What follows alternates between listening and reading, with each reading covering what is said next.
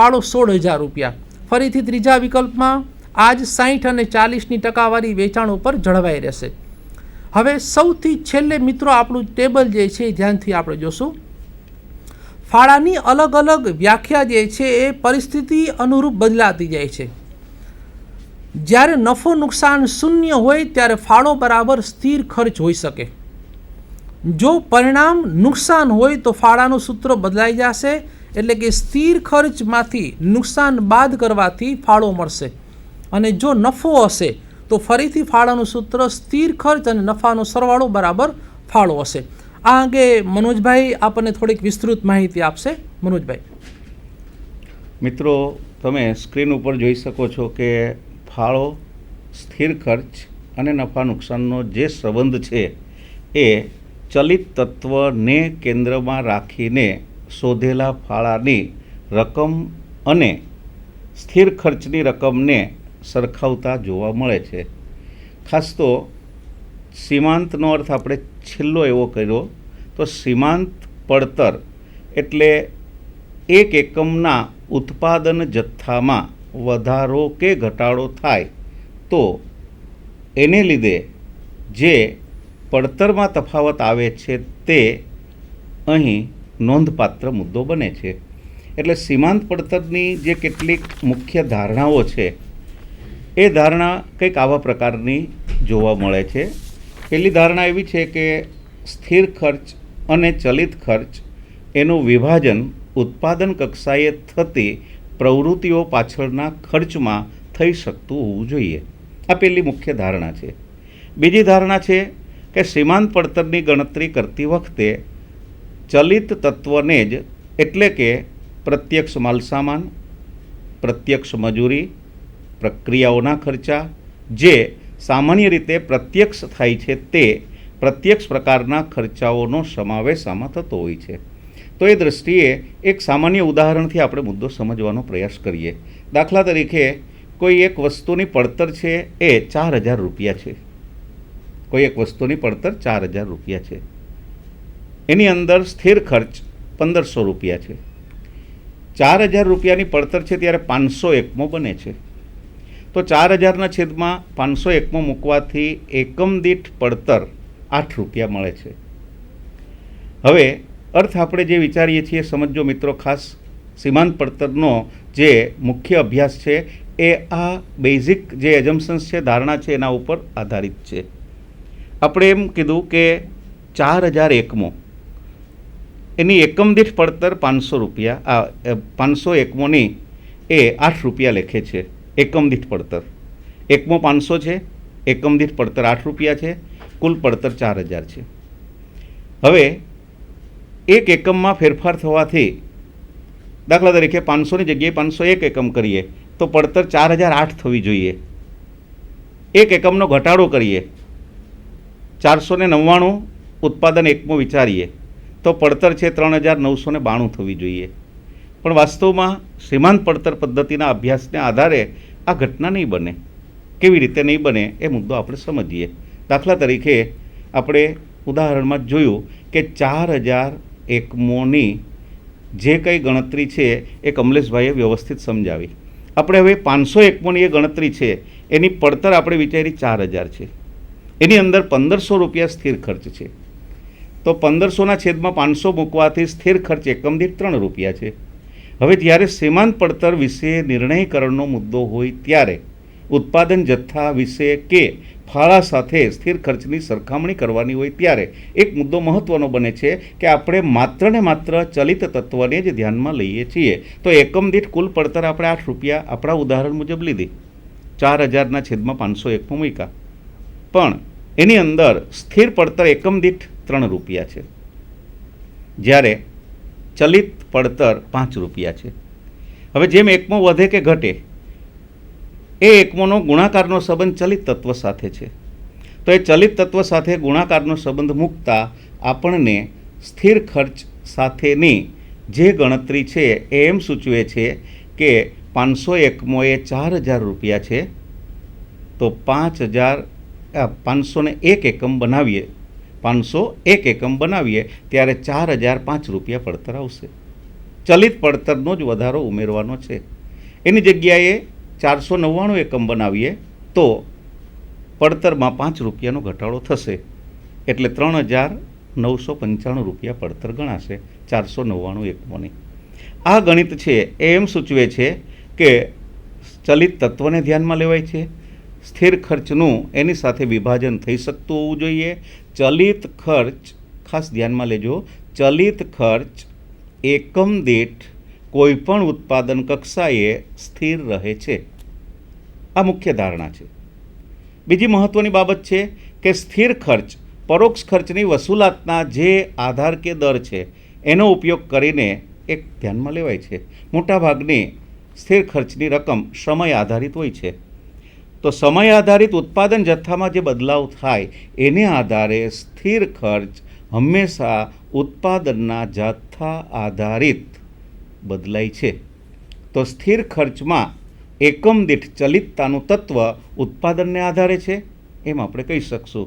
જ્યારે ચલિત ખર્ચની અંદર એકમ દીઠ ઉત્પાદનના જથ્થામાં બદલાવ થાય તો પણ સ્થિરતાનું તત્વ છે. આ બંને ધારણા સાથે સીમાંત પડતર પદ્ધતિ છે એ ઉપયોગી બને છે. બીજી બાબત છે, સીમાંત પડતરની અંદર જે માપન પ્રક્રિયા થાય છે એમાં સમતુટ બિંદુ વિશ્લેષણ, બ્રેક ઇવન એનાલિસિસ એ એક ટર્મિનોલોજી છે. એ ઉત્પાદન કક્ષાએ ખાસ ઉપયોગમાં લેવાતી આ ટર્મિનોલોજી સમતુટ બિંદુ એટલે શું? તો તમે સ્ક્રીન ઉપર જોઈ શકો છો મિત્રો. સમતુટ બિંદુ વિશ્લેષણ એ પડતર, ઉત્પાદન જથ્થો અને નફા વચ્ચેનો આંતર સંબંધ રજૂ કરે છે. પડતર શું છે, ઉત્પાદન જથ્થો કેટલો છે, નફો એટલે કે ફાળા આધારિત જે ગણતરી છે એ નફાની રકમ કેટલી છે. તો આ બધા વચ્ચેના ઇન્ટર રિલેશન જે છે એને જે માધ્યમ વડે, જે માપન વડે રજૂ કરવામાં આવે છે એ માપનનું નામ છે સમતુટ બિંદુ.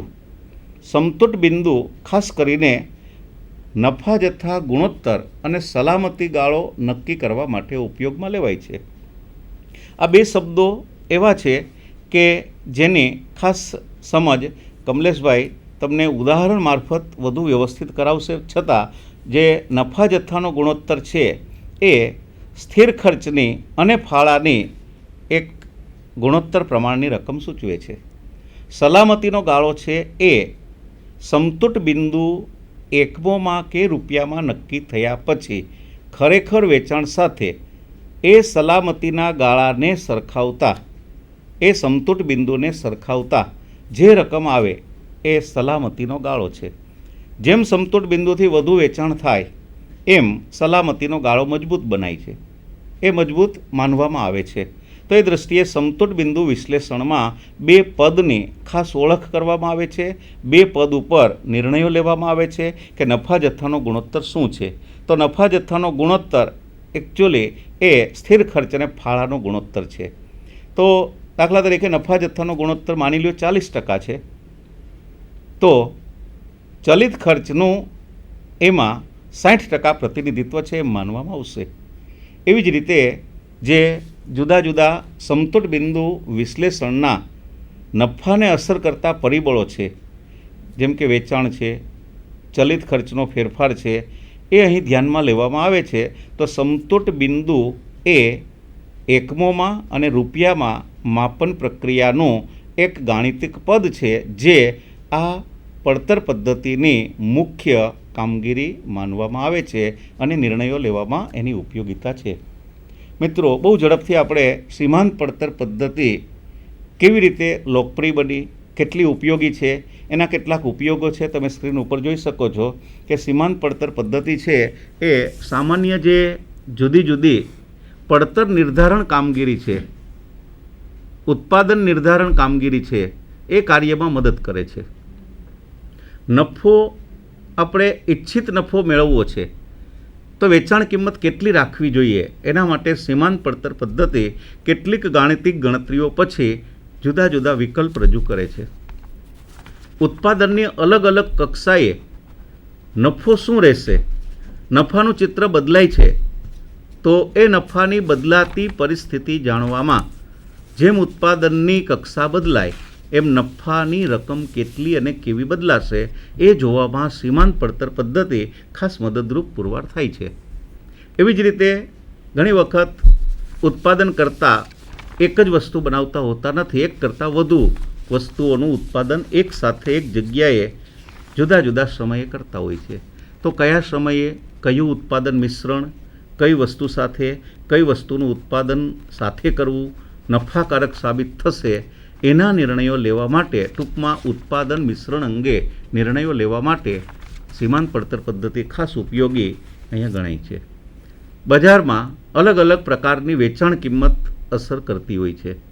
સ્પર્ધાત્મક સ્થિતિને લીધે એની અસર નફા ઉપર થતી હોય છે. ક્યારેક નફાની રકમ ઓછી કરીને પણ વેચાણ કિંમત ઘટાડીને કેટલાક નિર્ણયો કરવાના હોય છે. તો એમાં સીમાંત પડતર પદ્ધતિ ખાસ ઉપયોગી, જે ગાણિતિક ગણતરીઓ છે એ ઉત્પાદનકર્તાને સૂચવે છે. એવી જ રીતે સ્થિર અને ચલિત ખર્ચના ફેરફારોથી નફામાં શું અસર થઈ એની માહિતી પણ સીમાંત પડતરની ગણતરીઓ આધારિત આપણે મેળવી શકીએ છીએ.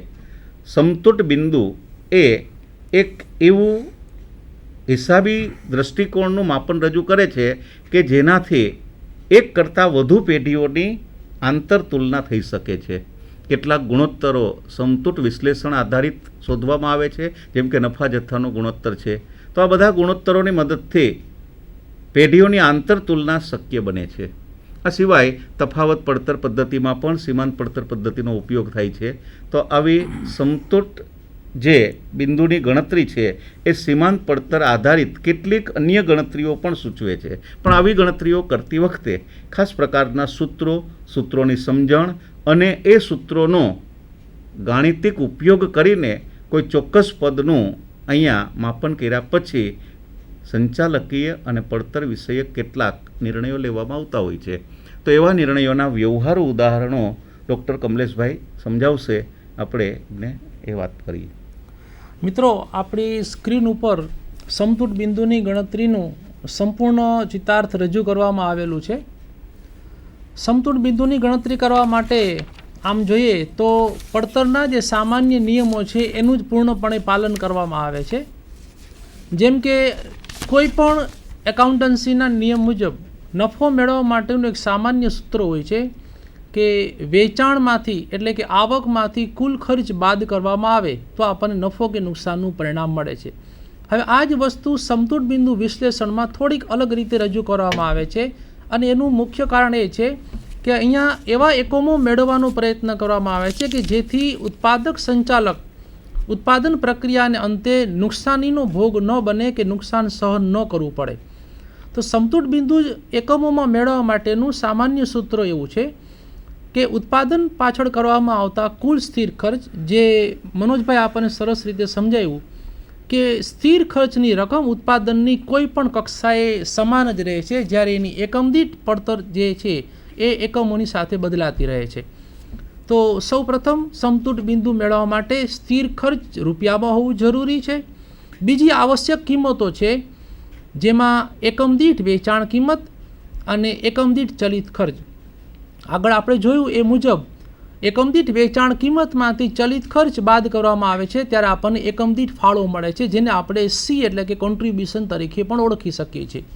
હવે મિત્રો, ઉદાહરણ આપણે જોઈએ તો આપણી પાસે ઉત્પાદન અંગેની થોડીક આંકડાકીય માહિતીઓ પ્રાપ્ય છે કે કોઈ એક વસ્તુની એકમ દીઠ વેચાણ કિંમત જો ₹100 હોય, એકમ દીઠ ચલિત ખર્ચ ₹70 કરવામાં આવતા હોય અને જો સ્થિર ખર્ચ ₹3 લાખ થતો હોય તો આ સ્થિતિમાં ઉત્પાદક સમતૂટ બિંદુ કેવી રીતે મેળવી શકે? હવે મિત્રો, સમતૂટ બિંદુ એકમોમાં પણ મળી શકે છે અને સમતૂટ બિંદુ રૂપિયામાં પણ મેળવી શકાય છે.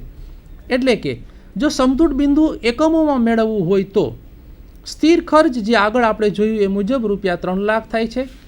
એકમ દીઠ વેચાણ કિંમત ₹100 એટલે કે એસની કિંમત પર યુનિટ સેલિંગ પ્રાઇસ ₹100 અને એકમ દીઠ ચલિત ખર્ચ એટલે કે પર યુનિટ વેરિયેબલ કોસ્ટ ₹70 થાય છે.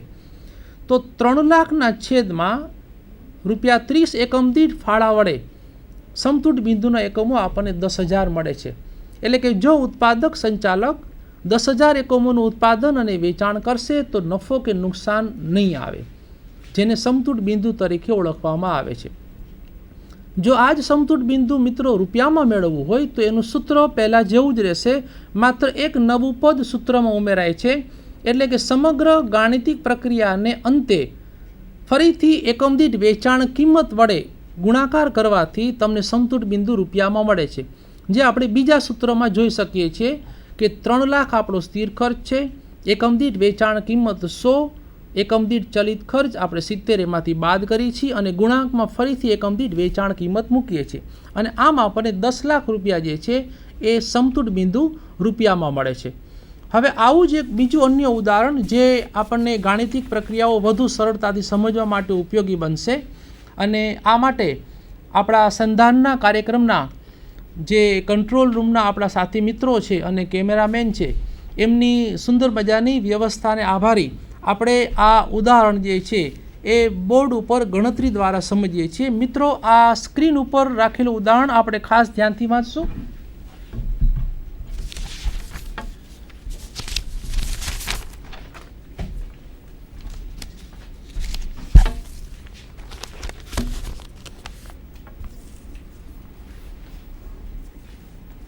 મિત્રો, સ્ક્રીન ઉપર જે રકમ આપણને દર્શાવવામાં આવેલી છે એમાં એક કારખાનામાં કુલ સ્થિર ખર્ચ રૂપિયા 1,72,000 થયેલો છે.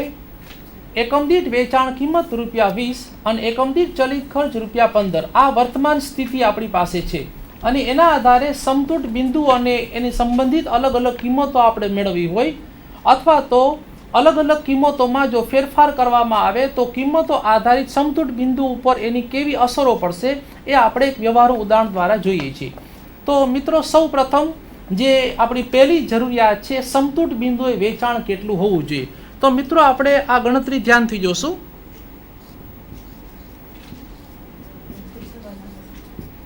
સમતૂર બિંદુનું આપણું સૂત્ર છે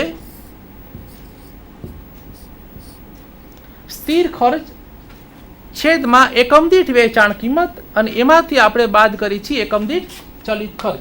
હવે મિત્રો, આપણે ઉદાહરણમાં જોયું એ મુજબ આપણા રકમ મુજબના સ્થિર ખર્ચ છે એટલે કે એફની કિંમત છે એ રૂપિયા 1,72,000 છે. એકમ દીઠ વેચાણ કિંમત આપણી પાસે છે રૂપિયા 20 અને એકમ દીઠ ચલિત ખર્ચ છે રૂપિયા 15. આમ સ્થિર ખર્ચના છેદમાં આપણી પાસે એકમ દીઠ ફાળો